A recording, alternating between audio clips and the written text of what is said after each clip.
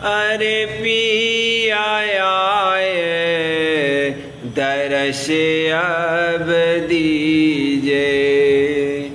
अरे पिया आए दरस अब दीजे।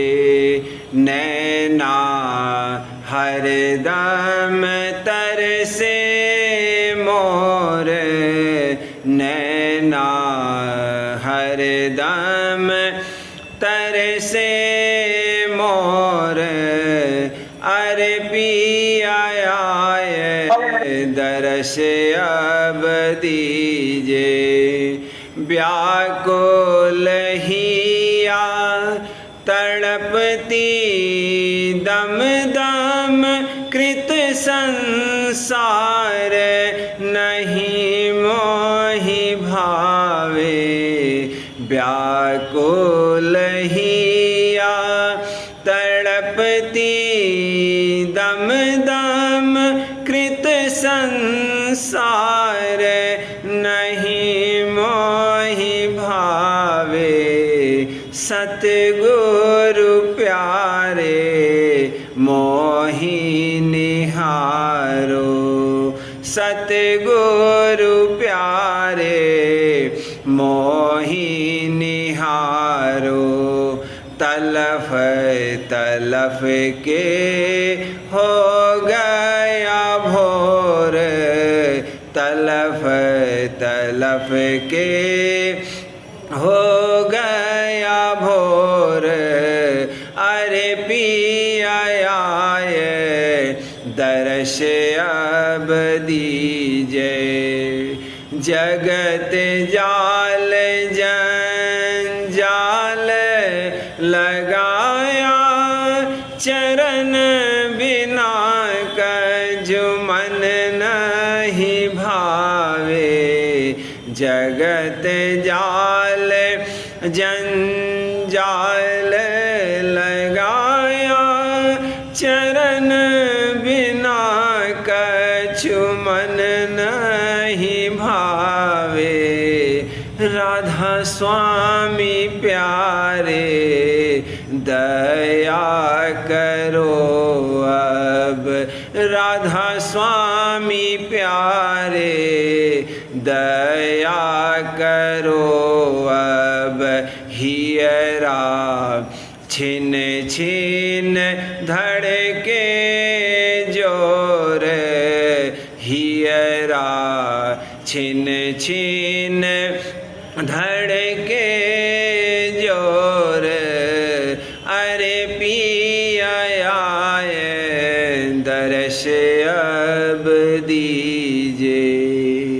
चरण बिना कोई ठौर न जानू, अंतर जामी बिरह सतावे। चरण बिना कोई ठौर न जानू, अंतर जामी बिरह सतावे। पियु पियु रटत दिवस मोरा बीते। पियु पियु रटत दिवस मोरा बीते। फिर फिर दया निहारूं तोर, फिर फिर दया निहारूं तोर। अरे पिया आए दरस अब दीजे। प्रेम अवतार धरा तुम आई, काल करम मोहिनीत सतावे। प्रेम अवतार धरा तुम आई, काल करम मोहिनीत सतावे। चरण काल करम मोहि नित सतावे, चरण धार में प्रेम अवतार धरा तो मैं आई, काल करम मोहि नित सतावे, चरण धार में मोहि लपेटो, पियो मिटाओ मोर अरुतो, चरण धार में मोहि लपेटो, पियो मिटाओ मोर और तोर, अरे पिया आय दरस अब दीजे, नैना हरदम तरसे मोर, नैना हरदम तरसे मोर, अरे पिया आय दरस अब दीजे।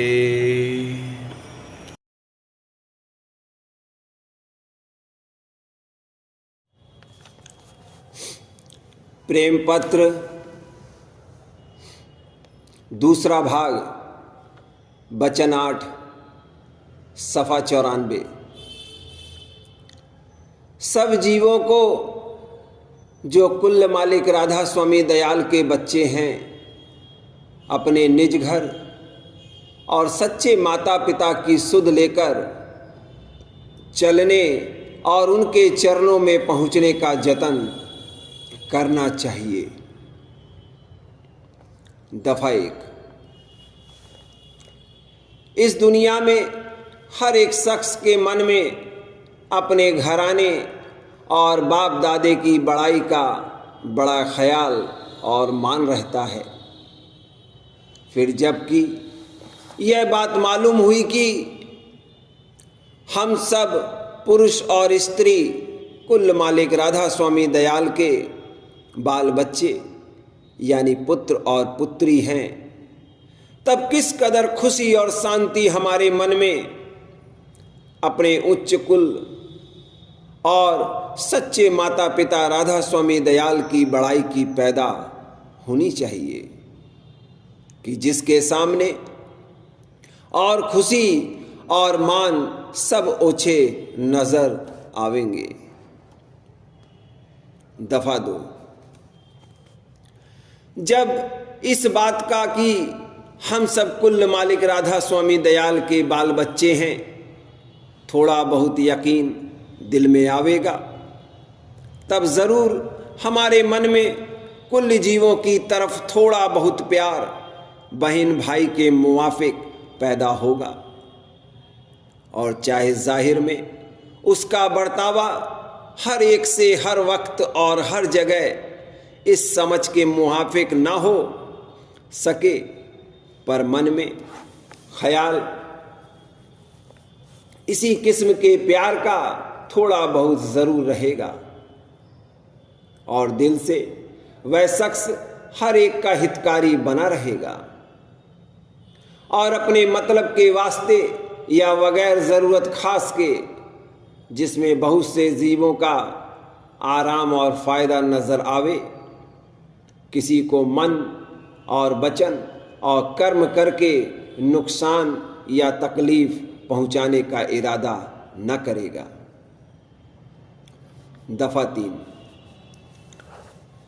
सिवाय इसके जब ऐसा शख्स कि जिसने अपने तय और सबको राधा स्वामी दयाल का बाल बच्चा समझा है, संत और महात्माओं की वाणी और वचन पढ़ेगा या सुनेगा या संत सद्गुरु या साधगुरु के सन्मुख पहुंचकर उनके दर्शन करेगा, तो ज़रूर उसके दिल में यह इरादा पैदा होगा कि जहाँ तक बने और जिस तरह हो सके अपनी चाल ढाल और रहनी और समझबूझ ऐसी दुरुस्त करे कि जिसमें सच्चे माता पिता राधा स्वामी दयाल और संत सद्गुरु प्रसन्न होकर इस पर दया करें और अपने चरणों में लगावें और इसको ऐसी ताकत बख्शें कि दिन दिन इसके संसारी अंग और हालत बदलकर परमार्थी रंग गहरा और पक्का चढ़ता जावे। दफा 4।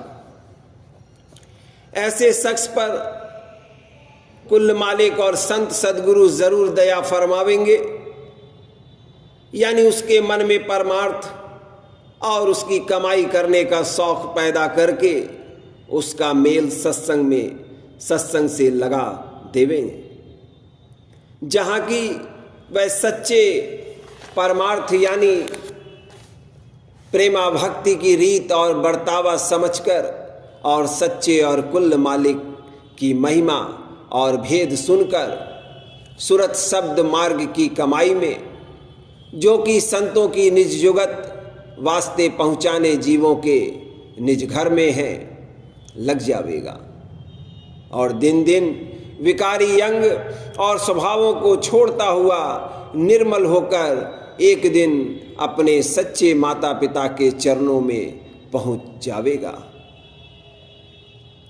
दफा 5।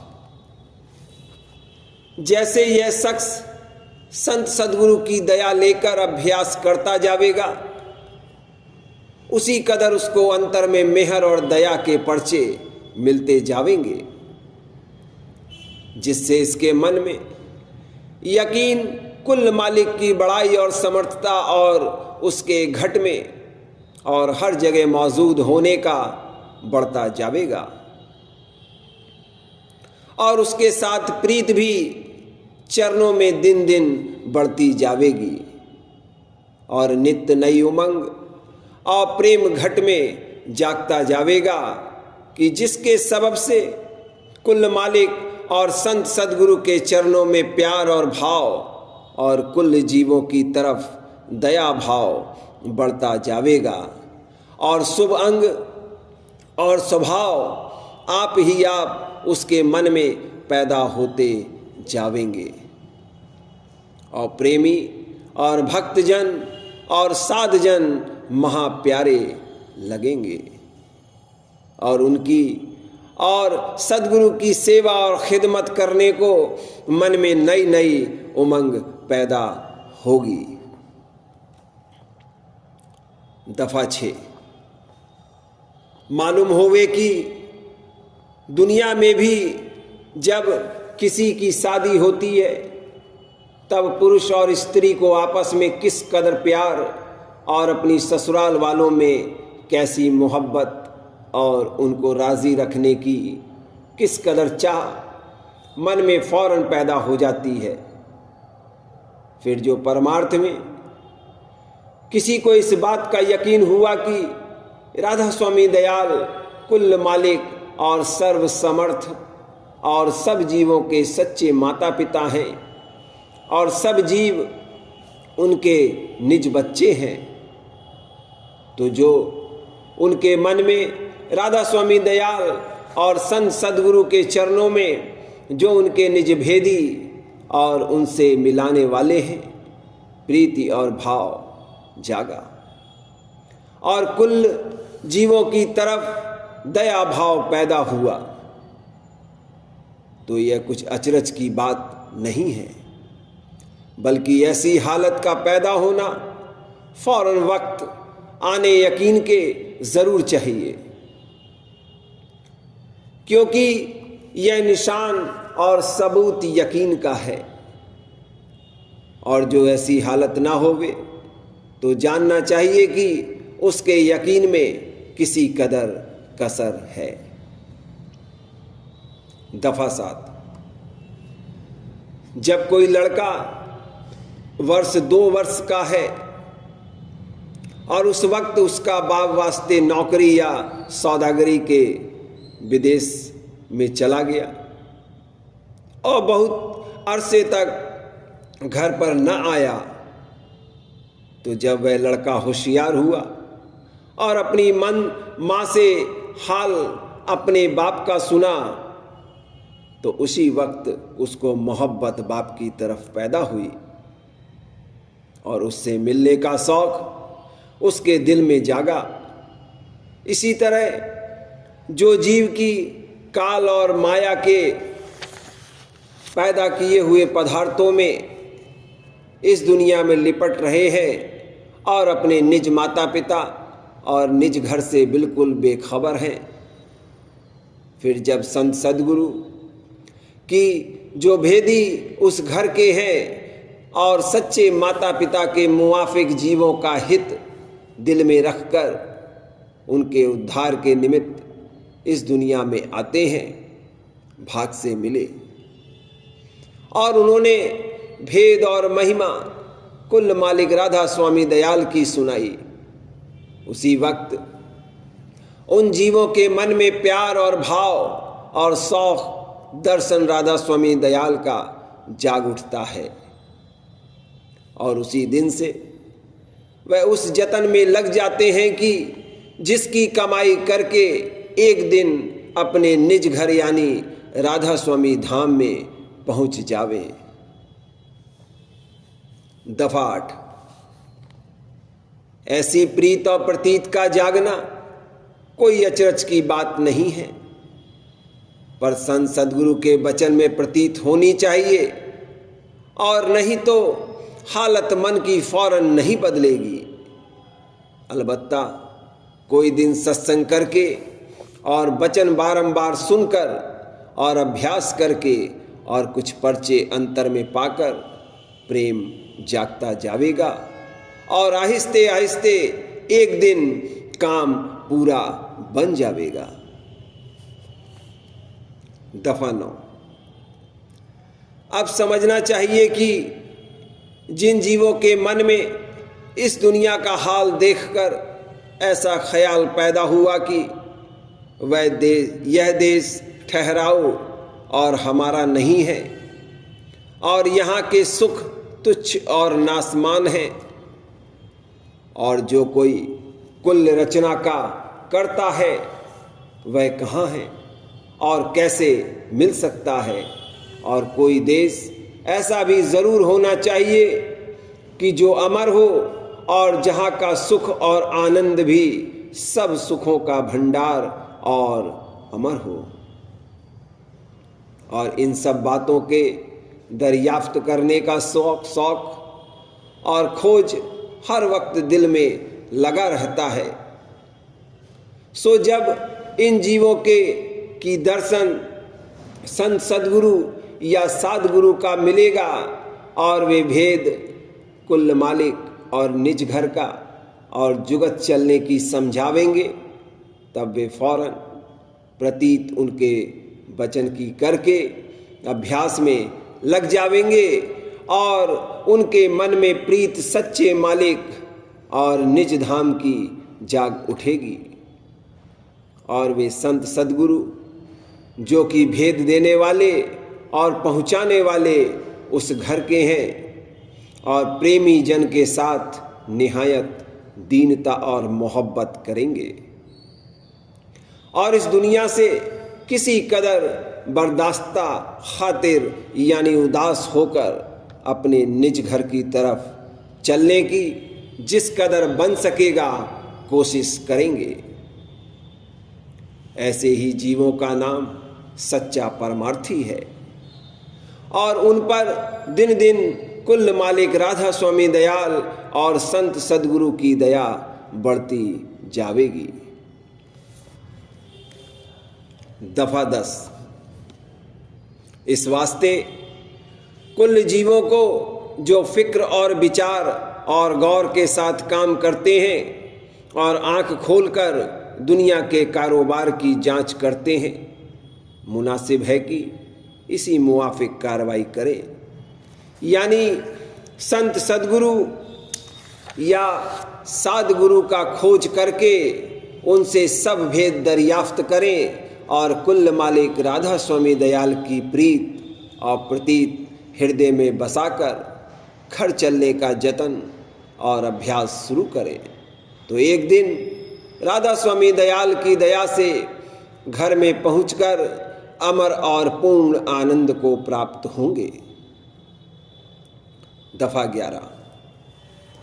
बड़े अफसोस की बात होगी जो कोई संत सद्गुरु के वचन की प्रीत न लाकर संसार में ही माया के पदार्थों में लिपट कर भरमता रहेगा और अपने सब से बड़े घराने और सच्चे माता पिता कुल मालिक का ख्याल न करके मन और इंद्रियों के हुक्म में बरतकर जन्म मरण और देहियों के दुख सुख भोगता रहेगा। सिर्फ नरदेही में जतन घर की तरफ चलने का बन सकता है और इस वास्ते ऐसे मौके को मुफ्त खो देना और अपने जीव के कल्याण के निमित्त कोई जतन न करना निशान अभागता का है। क्योंकि समझने और निर्णय करने वाली बुद्धि और अभ्यास करने की ताकत पाकर जिस किसी ने कि उससे फायदा न उठाया तो वह आत्मघाती हुआ, यानी उसने अपने जीव का आप ही नुकसान किया। दफा 12। वचन नंबर 6 में थोड़ा बहुत सबूत इन 5 बातों का दिया गया है कि 1. राधा स्वामी दयाल सर्वसमर्थ और कुल मालिक हैं, और 2. सूरत या जीव उनकी अंश यानी बालक है, और 3.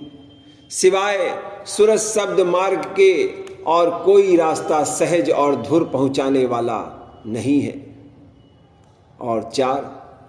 जो जीव उनकी शरण लेकर अभ्यास में लगेंगे वही आहिस्ता आहिस्ता एक दिन उनके चरणों में पहुंचकर परम आनंद को प्राप्त होंगे, और 5. यह दुनिया बेगाना यानी माया का देश है और जो जीव यहाँ रहेंगे वह जन्म मरण और देही के दुखों से बच नहीं सकते।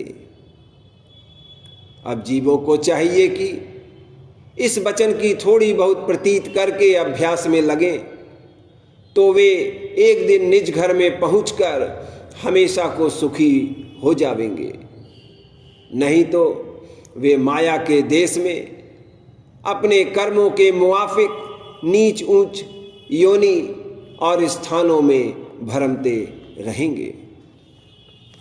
दफा 13। हर एक को अपने असली नफ़े और नुकसान का विचार करके इस जिंदगी में काम करना चाहिए, नहीं तो बहुत पछताना और अफसोस करना पड़ेगा, और जब वक्त हाथ से जाता रहा फिर वह पछताना फायदेमंद ना होगा। राधा स्वामी।